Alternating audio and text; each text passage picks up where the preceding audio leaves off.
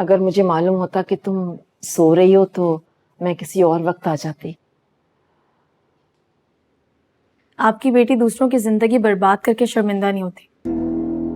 आपने तो सिर्फ नींद खराब की है। देखो माँ पारा, वो बेवकूफ है, बचपन से ही गुस्से की तेज है।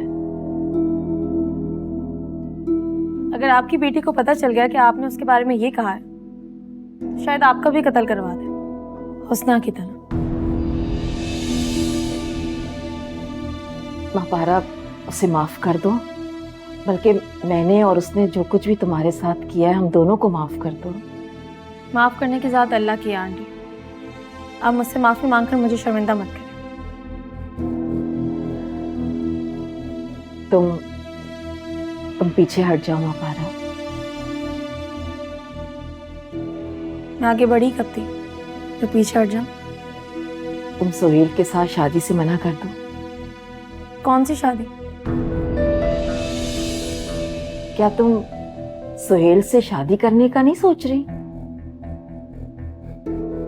कभी आप मेरे ऑफिस में आके कहती हैं कि मैं आपके दामाद को फंसा रही हूँ।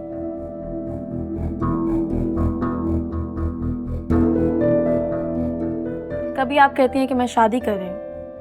आप डिसाइड कर लेना कि आपने कहना क्या है। मैं नहीं कह रही, ये तो लोग कह रहे हैं। कौन लोग? तुम उनके साथ पार्टी में गई थी ना? हाँ गई थी। तो तुमने शादी का नहीं कहा था? कहा था लेकिन करूंगी नहीं। फिर कहा क्यों था?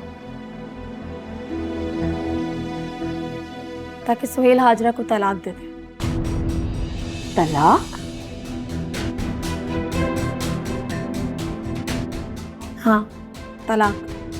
मैं चाहती हूँ कि सुहेल हाजरा को तलाक दे। जब तुम्हें सुहेल से शादी ही नहीं करनी तो तुम फिर मेरी बेटी को तलाक क्यों करवाना चाह रही थी? क्योंकि जब तक आपकी बेटी अलग नहीं होगी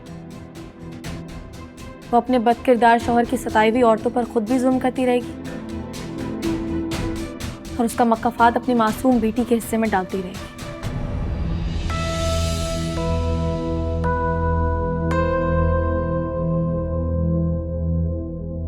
मतलब तुम सिर्फ इस जुल्म का सिलसिला रुकना बहुत जरूरी है आंटी।